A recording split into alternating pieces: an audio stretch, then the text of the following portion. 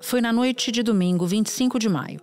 A Procuradoria-Geral da República pediu ao Supremo Tribunal Federal que o deputado licenciado Eduardo Bolsonaro fosse investigado. A PGR aponta na atuação de Eduardo Bolsonaro indícios dos crimes de coação, obstrução de investigações sobre organizações criminosas e abolição violenta do Estado de Direito. Filho de Jair Bolsonaro, Eduardo vive nos Estados Unidos desde o final de fevereiro. Dos 4 filhos homens do presidente, Eduardo é o que mantém relações mais estreitas com o governo americano, hoje comandado pelo republicano Donald Trump. Irei me licenciar sem remuneração para que possa me dedicar integralmente e buscar as devidas sanções aos violadores de direitos humanos. Aqui, poderei focar em buscar as justas punições que Alexandre de Moraes e a sua Gestapo da Polícia Federal merecem. Para o Procurador-Geral da República, Paulo Gonet, essas ações de Eduardo Bolsonaro podem apontar para os crimes de coação e de embaraço a um julgamento que corre no Brasil. No pedido, a PGR citou postagens em redes sociais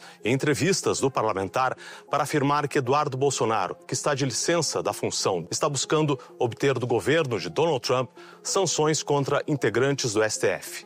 E que o deputado age para atrapalhar investigações em curso, como a ação penal que investiga a tentativa de golpe de Estado para manter Jair Bolsonaro no poder. E uma fala do secretário de Estado americano deixou Gonet em alerta. E o Marco Rubio, ele é secretário de Estado, André, não é algo banal ele falar isso. Ele já disse que está estudando em relação a Alexandre de Moraes. Já há algo grave nesse momento e talvez essas sanções sejam adotadas. De fato, a administração americana está estudando a possibilidade de adotar a Lei Magnitsky, que é uma lei que aplica sanções duríssimas contra estrangeiros. E no caso seria contra o ministro Alexandre de Moraes. Caso seja aplicada, ele não pode ter cartão de crédito de nenhuma das bandeiras que operam nos Estados Unidos, que são todas as grandes. Ele não pode ter conta em banco, porque se o banco permite que ele tenha uma conta, esse banco não pode operar nos Estados Unidos e pode ser alvo de sanções secundárias. Diante de tudo isso, o Supremo Tribunal Federal começou a se movimentar. O ministro do Supremo Tribunal Federal, Alexandre de Moraes, abriu um inquérito para investigar o deputado federal Eduardo Bolsonaro do PL por atuação nos Estados Unidos contra autoridades brasileiras.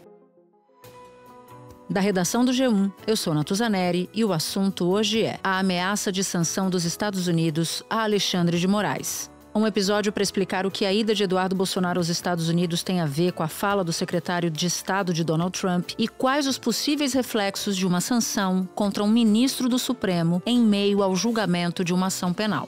Eu converso com Malu Gaspar, colunista do jornal O Globo, e com Guilherme Casarões, cientista político, professor da FGV São Paulo e pesquisador do Observatório da Extrema-Direita. Terça-feira, 27 de maio. Malu, para a gente começar essa história, vamos ter que voltar um pouquinho no tempo para relembrar como é que o Eduardo Bolsonaro resolveu, de repente, se licenciar do cargo de deputado e se mudar para os Estados Unidos. Bom, o Eduardo Bolsonaro foi para os Estados Unidos no carnaval desse ano, em 2024, e de lá, logo após o carnaval, fez esse anúncio pela internet de que ele ficaria lá, porque ele está, na versão dele, ele está sofrendo perseguição, e se ele voltasse ao Brasil, ele poderia ser preso, poderia ter alguma ordem judicial contra ele pelo fato dele ser um combatente pela liberdade de imprensa e toda essa narrativa que eles construíram, muito já, acredito eu, com a finalidade de fazer o que ele acabou fazendo a partir de então, que foi iniciar uma campanha para retratar o Jair Bolsonaro como um alvo de perseguição política no Brasil, especialmente da Suprema Corte, e ele mesmo como um alvo de perseguição política, claramente aproveitando o fato de que nós temos hoje Donald Trump como presidente da República. É uma iniciativa que certamente vinha sendo arquitetada e cogitada desde que o Trump assumiu e que visa tentar, a partir dos Estados Unidos, interferir em todo o processo que está acontecendo aqui, que tem a ver, claro, com o julgamento da trama golpista que a gente está vendo acontecer no Supremo. Alexandre, a minha meta de vida será fazer você pagar por toda a sua crueldade com pessoas inocentes. Estarei focado integralmente nesse objetivo. Só retornarei quando você estiver devidamente punido pelos seus crimes, pelo seu abuso de autoridade. Ele, a partir desse momento, ele disse que ficaria lá.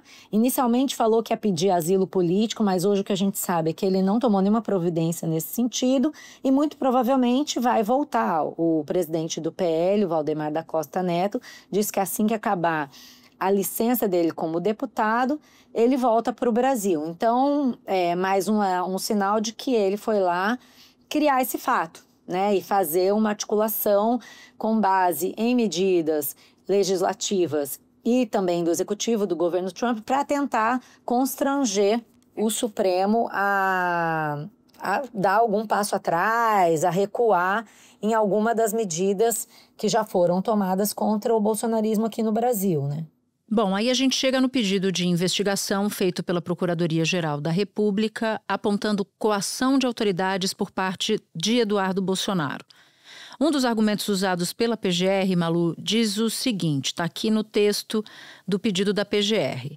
Bolsonaro, segundo a PGR, estaria se dedicando a conseguir do governo dos Estados Unidos a imposição de sanções contra integrantes do Supremo Tribunal Federal, da Procuradoria-Geral da República e da Polícia Federal, pelo que considera ser uma perseguição política a si mesmo e ao seu pai. E aí diz textualmente esse pedido da PGR. Abre aspas, há um manifesto tom intimidatório para os que atuam como agentes públicos de investigação e de acusação, bem como julgadores da ação penal. Aí eu te pergunto, quais falas do Eduardo Bolsonaro sustentam esse argumento, Malu? O PGR está se baseando em uma coisa realmente pública, né? Não há nenhum segredo para quem acompanha as redes sociais do Eduardo, para quem acompanha o noticiário e para nós que estamos cobrindo esse assunto, que realmente ele está organizando e articulando uma campanha contra o Supremo, que vai desde passar no Congresso americano, via os deputados republicanos que são aliados dele, leis que podem permitir, por exemplo, o cancelamento do visto do ministro Alexandre de Moraes por violação de direitos humanos. No caso aí o direito humano seria o direito à opinião, liberdade de imprensa. Você tem também uma sanção que está que está sendo avaliada no Congresso americano, que tem a ver com a chamada Lei Magnitsky, que eles chamam de pena de morte financeira, e pela qual os Estados Unidos pode obrigar instituições financeiras do mundo todo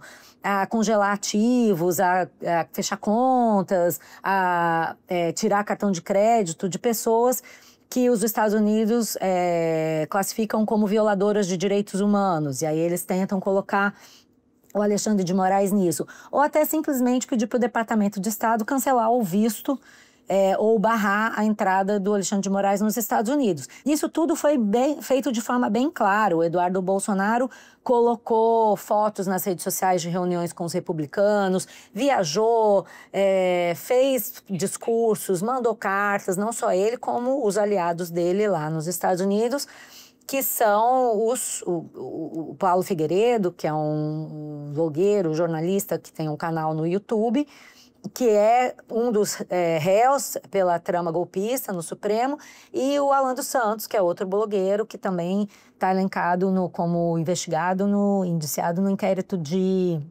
fake news e milícias digitais. Então, assim, eu acho que o argumento do procurador-geral Paulo Gonet, ele é baseado em fatos bastante públicos. O que eu não sei é até que ponto é válida essa argumentação de que ele teria que perder o mandato ou que ele está coagindo ministros do Supremo. Porque, veja, a campanha que ele está fazendo é claramente na tentativa de intimidar.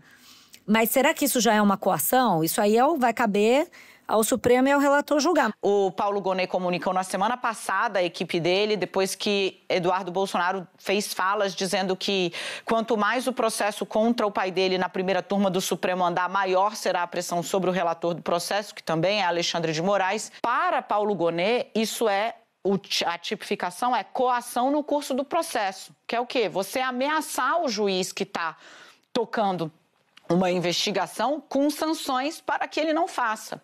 Aí, com isso, o Eduardo Bolsonaro, que não tinha nenhum indiciamento, ele não era réu em nada, agora vai passar a ser.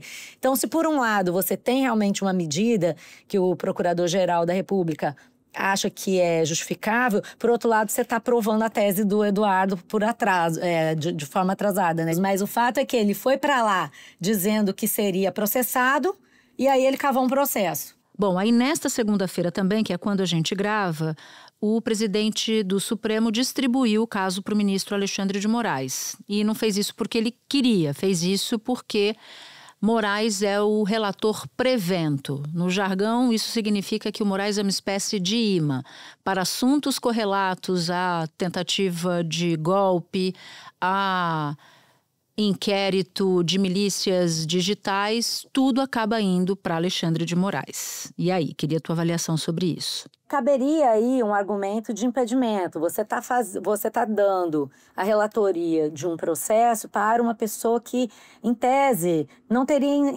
isenção para julgar, uma vez que ele é o alvo da tentativa de intimidação. Ele é o alvo da campanha que se faz contra ele nos Estados Unidos. É muito claro que tudo que os bolsonaristas têm feito lá é para tentar fazer com que ele recue das decisões que ele tem tomado. Então, assim, eu acho que é um ciclo que se retroalimenta, entendeu? A gente já sabe que não vai ter impedimento. Todas as tentativas que foram feitas com argumentos semelhantes no inquérito da trama golpista, especialmente na trama golpista que já começou o processo, mas em outras tentativas que já foram feitas, o Supremo apoia integralmente o Alexandre de Moraes nesse particular.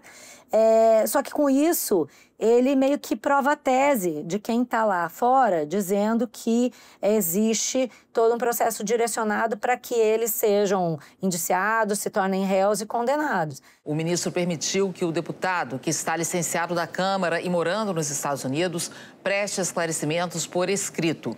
Também determinou que o ex-presidente Jair Bolsonaro preste depoimento porque seria diretamente beneficiado num golpe de Estado.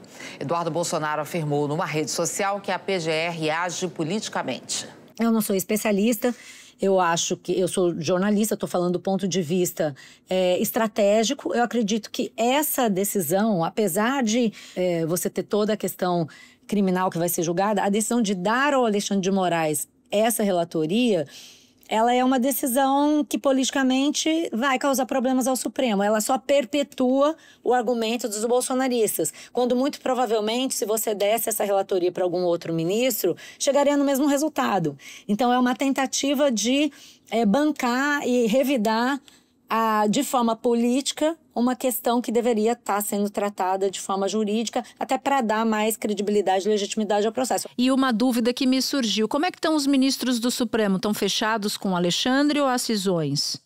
Publicamente, eles apoiam o Alexandre de Moraes. Todos os questionamentos que foram feitos, tanto na turma quanto no plenário, a respeito de um eventual impedimento dele, porque ele, nesse caso da tentativa de golpe de Estado, ele era alvo até mesmo de um plano que poderia chegar ao assassinato, ao sequestro dele, falava-se em eliminação. E por isso se argumenta que ele deveria se julgar impedido porque ele é alvo do plano. Ele poderia ser uma das vítimas do golpe de Estado, então que ele não teria isenção para julgar. Do que tratava o Copa 2022 e a Operação Punhal Verde e Amarelo? Segundo a PF, era a elaboração de um detalhado planejamento voltado ao sequestro ou homicídio do ministro Alexandre de Moraes e ainda dos candidatos eleitos, Luiz Inácio Lula da Silva e Geraldo José Rodrigues Alckmin Filho, ambos componentes da chapa vencedora. Esse argumento foi rejeitado liminarmente por todas as instâncias do Supremo e vai ser rejeitado, tenho a impressão, sempre que ele for colocado. E publicamente os ministros que falam a respeito são muito vocais em dizer que houve uma tentativa de golpe, que o Supremo era o alvo e que eles não vão permitir nenhum tipo de tentativa de intimidação. Isso quer dizer, estamos com o Alexandre de Moraes para o que der e vier. Nos bastidores, a gente ouve coisas um pouco diferentes, né? Tem ministros que acham que o Alexandre é imperial, que ele só aceita o que ele quer, não se pode discordar dele em nada, que seria muito melhor, por exemplo, isso até o ministro Fux falou em público, que seria muito melhor se todo o processo da trama golpista passasse pelo plenário, justamente pela sua importância, pelo fato de você estar julgando um ex-presidente. Ou nós estamos julgando pessoas que não exercem mais função pública e não têm foro de prerrogativa no Supremo, ou nós estamos julgando pessoas que têm essa prerrogativa e o local correto seria efetivamente o plenário do Supremo Tribunal Federal. Mas só o ministro Luiz Fux disse isso, embora nos bastidores a gente ouça isso de outros ministros. Então eu acho que existe, por um lado, um apoio mesmo. Eu acredito que o Supremo não está disposto a abrir brecha para ser questionado a esse ponto, até porque se você abre para um, você vai ter que abrir para outros. Mas há um incômodo muito grande, até mesmo de aliados do Alexandre de Moraes, de achar que ele cria um problema político para o Supremo que pode se ampliar e reverberar em outras instâncias. Bom, e para finalizar, Malu, em termos de consequência política, o que se avizinha? Olha, eu acho que a tendência é o acirramento dessa discussão no Brasil, essa guerra de narrativa vai se acirrar. E acho, sinceramente, que alguma coisa concreta dos Estados Unidos virá. Nós estamos falando com Donald Trump, a gente está falando com o governo que tem uma grande influência do Elon Musk, que alimentou uma guerra pública, dono de plataformas. Todas as plataformas que têm atuação no Brasil, elas se incomodam com as decisões do Alexandre de Moraes de bloquear perfis, de pedir, multar, fazer pedidos que eles consideram absurdos e multá-los também.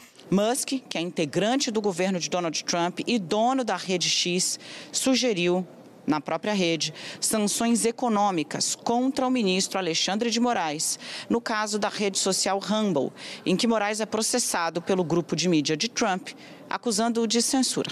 Então, acho que essa influência grande das plataformas, somada à própria forma do Trump ver as coisas e a campanha que eles têm feito lá nos Estados Unidos, acho que o Eduardo vai voltar para o Brasil. Assim, é um palpite apenas, mas eu não vejo como ele poderia ficar lá. Ele vai abrir mão do mandato dele? Acho meio difícil. Existe uma disputa aberta, quem será o sucessor de Jair Bolsonaro, porque ano que vem tem eleição, Bolsonaro não pode ser candidato e Eduardo Bolsonaro sempre é colocado ali como um dos nomes e ele quer se cacifar a este posto ou a outro posto também como o grande defensor do Brasil ou da causa de Bolsonaro. Mas a tendência é essa, nós vamos ter um ano inteiro de julgamento e, em paralelo ao julgamento, guerras políticas, ideológicas constantes. Acaba essa, começa a outra, acaba essa, começa a outra.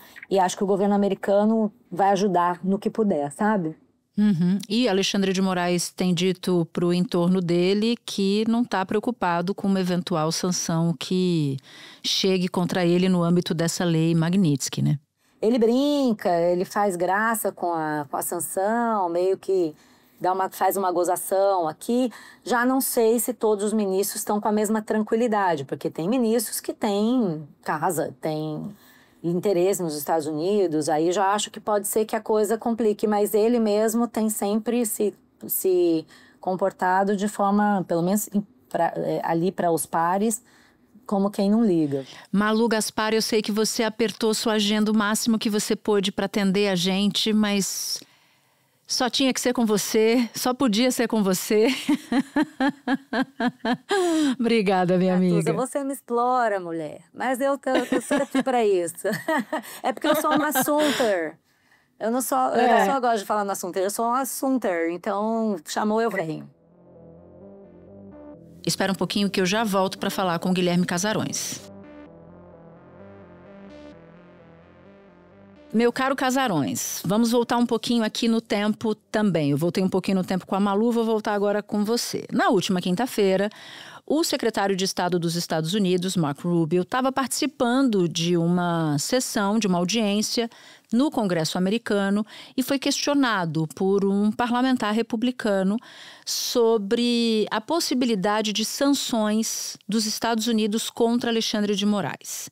Eu queria primeiro que você nos ajudasse a entender a lei que trata desse tipo de sanções e como você interpreta o peso político e diplomático dessa fala. Bom, Natuza, essa lei é a Lei Magnitsky, que foi aprovada no Congresso americano e sancionada pelo então presidente Barack Obama no ano de 2012. E em 2016, ainda no governo Obama, ela se transformou numa lei global.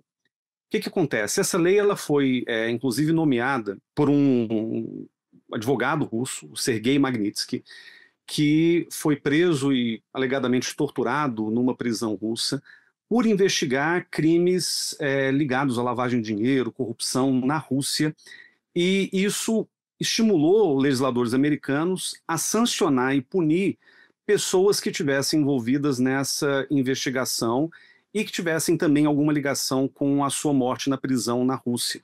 Então, era uma lei que destinava-se a sancionar oligarcas russos e pessoas ligadas ao governo russo que, porventura, tivessem esse envolvimento. Em 2016, houve um entendimento de que essa lei poderia se estender a outros casos de corrupção, de vinculações com crime organizado, violações mais amplas dos direitos humanos, e por isso ela se tornou global, e é nessa esteira que várias, dezenas de pessoas desde então foram inseridas nessa lei como potenciais violadores de direitos humanos, ou criminosos, ou corruptos, e receberam as devidas sanções por parte dos Estados Unidos.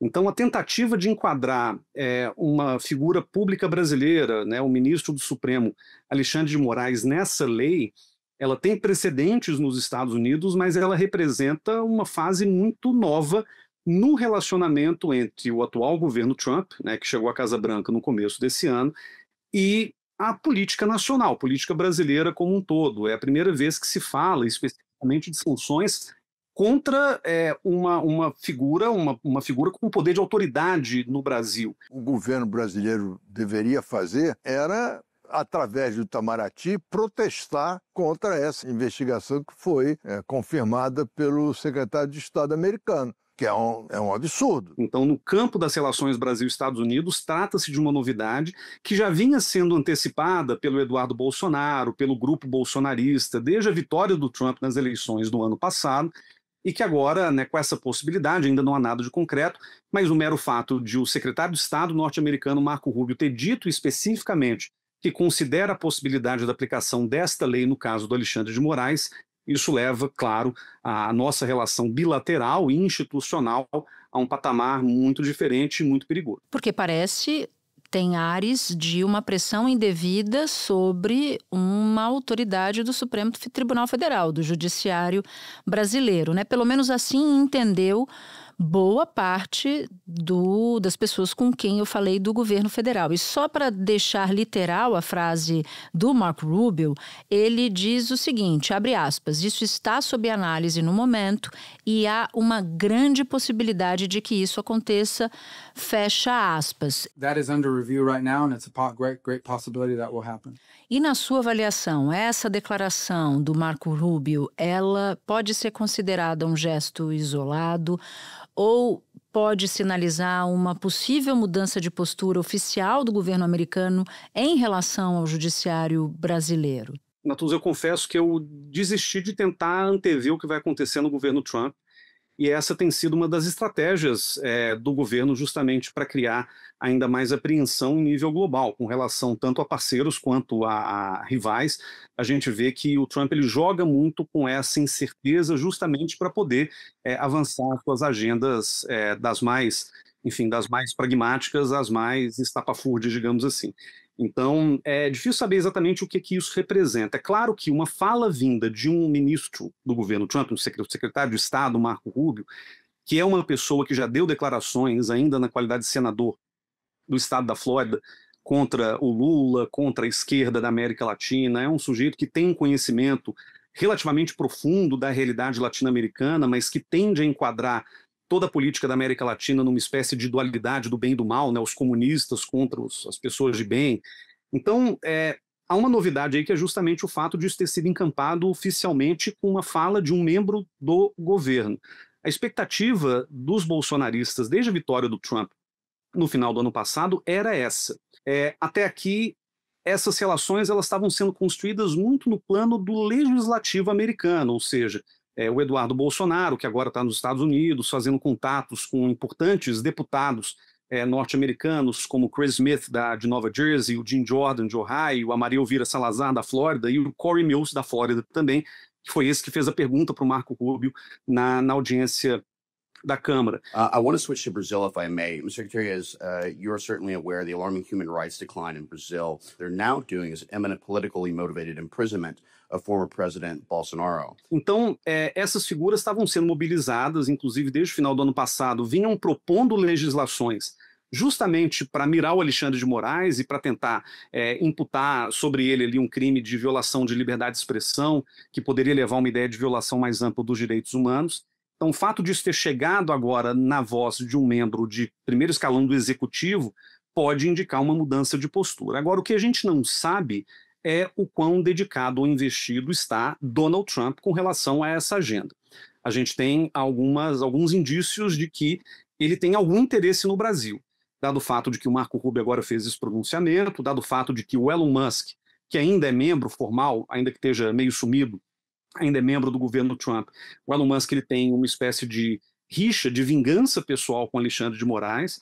O próprio Trump teve ali, fez críticas da maneira como o judiciário brasileiro vinha conduzindo a questão da liberdade das redes, sobretudo. O governo americano entrou na história criticando as multas impostas pelo tribunal a empresas com sede nos Estados Unidos. O governo Trump afirmou que o respeito pela soberania é uma via de mão dupla com todos os parceiros dos Estados Unidos, incluindo o Brasil, e que bloquear o acesso à informação e impor multas a empresas sediadas nos Estados Unidos por se recusarem a censurar pessoas que vivem lá é incompatível com os valores democráticos, incluindo a liberdade de expressão. Então, me parece que, ainda que a gente não saiba se o Trump dorme ou acorda pensando no Brasil, que essas sinalizações podem indicar um investimento da Casa Branca, ainda que bastante incipiente, na tentativa de, não vou nem dizer virar a mesa na política brasileira, mas certamente de auxiliar a causa e a narrativa do bolsonarismo, da direita radical brasileira, que vem tentando vincular o Alexandre de Moraes a uma espécie de ditadura do judiciário, dentro da qual a liberdade de expressão estaria sendo aviltada, estaria sendo ali ameaçado o tempo inteiro por parte dos membros do judiciário, e que, claro, para um espectador norte-americano, que não faz diferença exata entre o executivo e o judiciário no Brasil, tudo acabaria no Lula também, quer dizer, seria uma forma de você enfraquecer esse grupo que está no poder hoje no Brasil e poderia, inclusive, abrir a possibilidade de, em 2027, depois das eleições legislativas, sobretudo, até de um impeachment de ministro do Supremo. Esse parece ser o plano que já vem sendo discutido, seja por alguns comentaristas, seja por alguns membros desse grupo, desse movimento bolsonarista que a gente vê. Eu queria te propor um exercício. Tirar Alexandre de Moraes de cena. Vamos supor que essa fala do Marco Rubio se desse sobre qualquer um outro juiz, porque a gente sabe que Alexandre de Moraes divide opiniões e de maneira muito forte. Diante disso, tirando Alexandre de Moraes da cena, há precedente ou até mesmo legitimidade para sanções unilaterais dos Estados Unidos a um ministro da Suprema Corte de outro país? Qual é o tamanho ou qual seria o tamanho de uma ação como essa e quais seriam as consequências de uma medida assim, dessa monta? Bom, vou dividir a minha resposta em 3 partes. Primeira delas, as sanções propostas pela Lei Magnitsky são bastante pesadas, porque alguns até tentaram minimizar recentemente, dizendo não, é só que a pessoa não pode ir para a Disney, não pode ir para os Estados Unidos, vai perder o acesso a algumas coisas. Mas, na realidade, como ela impõe também uma série de restrições com relação a transações bancárias e eventual movimentação financeira, isso pode impactar o uso do cartão de crédito, pode impactar qualquer tipo de transação que passe por um banco americano ou que envolva o sistema financeiro norte-americano. Então, isso para o Alexandre de Moraes, pessoalmente, seria muito ruim e, claro, para além da questão reputacional, porque, afinal de contas, ele entraria para uma lista de sancionados pela lei Magnitsky norte-americana, a lei global Magnitsky, que coloca uma série de violadores, de novo, sistemáticos, contumazes e brutais de direitos humanos, junto com o ministro da Suprema Corte brasileira. Aí tem a segunda dimensão, que é, se fosse qualquer outro ministro, eu acho que o problema seria muito parecido, porque, afinal de contas, a gente está falando não de uma figura singularizável como Alexandre de Moraes, é óbvio que há críticas a ele, como você mesma falou, divide opiniões, mas a gente está falando de uma instituição máxima do judiciário brasileiro. Ou seja, que aqui a gente está falando de uma sanção que reflete decisões que foram tomadas coletivamente pelo Supremo Tribunal Federal. Ou seja, aí você já está falando de uma questão de soberania muito mais delicada, porque são os Estados Unidos, é o governo norte-americano, atentando contra decisões tomadas pela Suprema Corte, pelo Poder Judiciário, pela instância máxima desse poder, no caso do Brasil, e isso, claro, é motivo de muita preocupação e é motivo de uma série de críticas que a gente pode imaginar, justamente de interferência política na soberania de um país que tem autonomia garantida pela Constituição da tomada das suas decisões. Quer dizer, os Estados Unidos não podem, em tese, alegar que uma decisão tomada pela Suprema Corte brasileira está certa ou errada, né? Ela está certa ou errada de acordo com a lei brasileira, não de acordo com os parâmetros ditados, sei lá, pela primeira emenda da Constituição dos Estados Unidos, que o próprio governo Trump não é exatamente, né, o maior defensor. Então tem questões aí que são muito complicadas, o que me leva ao terceiro ponto. Existe precedente, nos moldes da lei Magnitsky, os precedentes são muito diferentes e muito menores. Então, essa afronta à soberania nacional de um país, principalmente de um país em tese amigo, ela aconteceu no caso da Turquia, foi remediada em muito pouco tempo, e ela não aconteceu em outros casos. Então, toda a lista daqueles sancionados pela lei é uma lista de pessoas que não têm nenhum impacto político da magnitude que essa situação brasileira nos colocaria. E no caso do Brasil, né, o que está se tentando fazer é dizer que o Alexandre de Moraes, ao tomar certas decisões que impactam o funcionamento de redes sociais, muitas das quais sediadas nos Estados Unidos, estaria cometendo uma violação sistemática de direitos humanos, principalmente na dimensão da liberdade de expressão. Então, é uma extrapolação muito complicada, que certamente geraria uma resposta tanto por parte do Judiciário quanto por parte do Executivo brasileiro, e essa é a razão pela qual, pelo menos até aqui, tanto o STF quanto o governo Lula estão sendo muito cautelosos ao reagir, ao responder a essa declaração feita pelo secretário de Estado, Marco Rubio.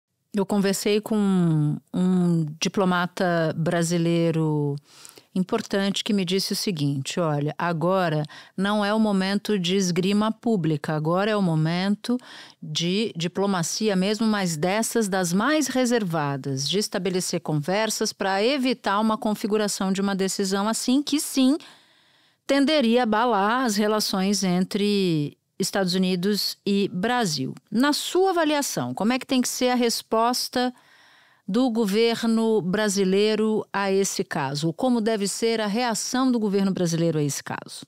Natuza, eu não sei com qual diplomata você conversou, mas eu acho que isso reflete muito a opinião do Itamaraty como um todo, com a qual eu estou de pleno acordo. E eu estou de acordo pelo seguinte: existe muita gente na imprensa, muitos acadêmicos, analistas internacionais, sugerindo que o Lula, diante, por exemplo, das tarifas aplicadas pelo governo Trump, que no caso do Brasil foram de 10%, escalasse as relações. E a avaliação dessas pessoas vai muito no caminho de que, na hora em que um governo responde à altura aquilo que os Estados Unidos estão fazendo, existe a possibilidade de você, inclusive, reenergizar a base política. A gente está falando de eleições de 2026, né? A gente está pensando aqui no médio prazo, digamos assim, que tem uma eleição importante para o governo que está aí. Então, o baixo perfil tem sido a estratégia do governo brasileiro. Agora, qualquer tentativa de escalar o conflito nesse momento, ela se torna muito perigosa. Primeiro porque o Trump, de novo, ele joga com incerteza o tempo todo, ou seja, é uma escalada que pode gerar uma resposta dos Estados Unidos que a gente não consegue antecipar qual será e que poderá ter efeitos muito ruins e amplos na sociedade brasileira que a gente também não consegue mensurar, justamente porque o jogo lá é o jogo da confusão e da bagunça, do caos o tempo inteiro. E tem uma outra questão que eu acho importante. Infelizmente, Natuza, a gente está lidando com um país que é infinitamente maior do que o Brasil, do ponto de vista econômico, do ponto de vista político, e com uma liderança que não parece demonstrar simpatia por muitos líderes internacionais por aí. Então, escalar nesse momento seria muito complicado, porque também o Brasil se colocaria numa posição de fragilidade diplomática num momento em que a gente precisa de manter boas relações com os Estados Unidos no campo econômico e precisa, inclusive, de um certo suporte da administração Trump em algumas iniciativas da política externa brasileira, como, por exemplo, o plano de paz para a Ucrânia, né, que o Brasil tem costurado com a China, chegou a falar dele na visita do presidente Lula à Rússia. Quer dizer, então existem coisas que o Brasil tem feito que poderiam ganhar com algum apoio dos Estados Unidos, e a gente não quer queimar essas pontes nesse momento. E, de novo, eu acho que o governo tem reagido da forma correta. Casarões, muito obrigada. As suas respostas são sempre super esclarecedoras. É muito bom ter você aqui. Um bom trabalho para você. Natuza, muito obrigado. É sempre um prazer estar aqui. Bom trabalho para você. Antes de terminar, um recado. Se você ouve o assunto no Spotify e gostou do episódio, é assunter mesmo, dá 5 estrelas e compartilha esse episódio com quem você quiser. Você pode nos ouvir no G1, no YouTube e em todas as plataformas de áudio. Comigo na equipe do assunto estão Mônica Mariotti, Amanda Polato, Sara Rezende, Luiz Felipe Silva, Thiago Kazuroski e Carlos Catelan. Eu sou Natuza Neri e fico por aqui. Até o próximo assunto.